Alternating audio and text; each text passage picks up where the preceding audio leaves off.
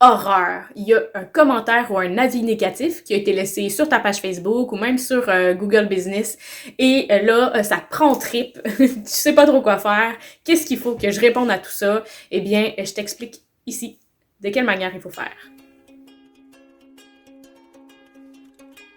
Allô, je suis Christine, créatrice de rayonnement virtuel pour Locas Communication. Selon moi, les entreprises ont tellement de belles choses à dire. Mais des fois, des commentaires négatifs, ça arrive. Des avis négatifs, ça arrive. Et ça fait mal, si c'est notre entreprise personnellement. Ça vient nous chercher là, jusqu'au profond de nous-mêmes. Qu'est-ce qu'on fait? Je vais raconter en fait un exemple que j'ai vu sur un groupe Facebook d'entrepreneurs où la personne propriétaire d'une boutique se demandait quoi faire avec ce commentaire, cet avis négatif-là. En fait, elle est fermée le dimanche, la boutique, donc la personne écrivait qu'elle n'était pas contente, que c'était pas une bonne idée de fermer le dimanche, faites plutôt comme tout le monde le lundi. Pour plein de raisons, cette boutique-là a décidé de fermer le dimanche. Puis, on n'a pas besoin de s'expliquer de long en large. Mais là, la personne propriétaire de la boutique se demandait, est-ce que je réponds? Est-ce que ça vaut la peine? Tu sais, je veux dire, ça...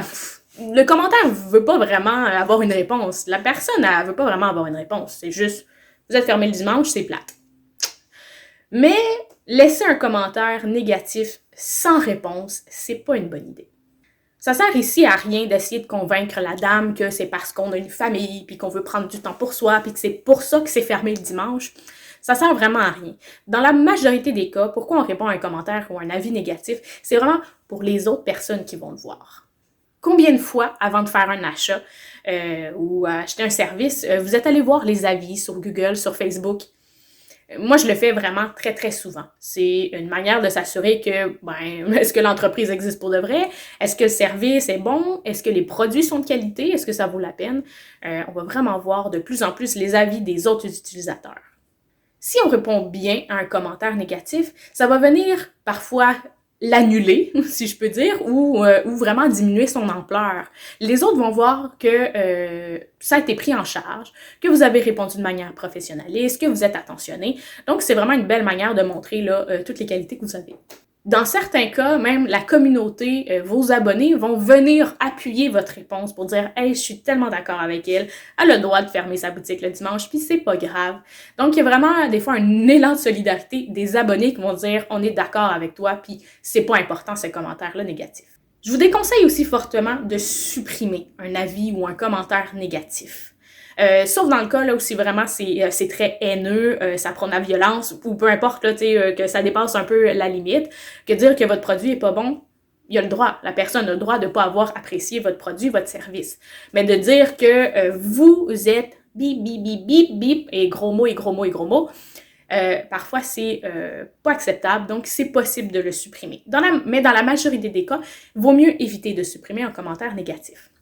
Si vous le supprimez, ça risque de fâcher encore plus la personne, de dire, voyons, mon commentaire n'a pas été pris en compte.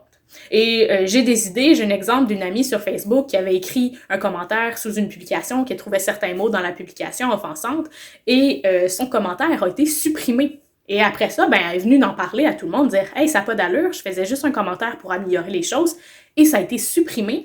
Et même, j'ai essayé de continuer, de réécrire un commentaire pour expliquer ce qui s'était passé. Et on m'a bloqué. Donc finalement, si tout simplement le commentaire avait été bien répondu, n'aurait pas fait de cas. On a fait « C'est correct, merci. » Mais là, à cause de ce moment-là, de cette chose qu'ils ont fait de supprimer son commentaire, puis par la suite même de bloquer cette personne-là, là vraiment ça l'a fâchée et elle est venue en parler à tout le monde, dire hey, « Regardez ce que telle page a fait, n'a pas accepté que je lui dise que tel mot, je le trouvais offensant. » Avoir un gestionnaire de médias sociaux qui est compétent là-dedans, qui sait comment répondre, puis des fois aussi qui est détaché, hein, c'est pas son entreprise personnellement, donc arrive à prendre une grande respiration puis à faire « c'est pas si pire que ça », peut vraiment aider dans les cas là, de commentaires négatifs en nombre qui arrivent. Alors, si tu as besoin d'aide avec ton entreprise ou l'organisme où tu travailles pour gérer les commentaires, qu'ils soient positifs ou négatifs, eh bien, contacte-moi, ça me fait plaisir de pouvoir t'aider.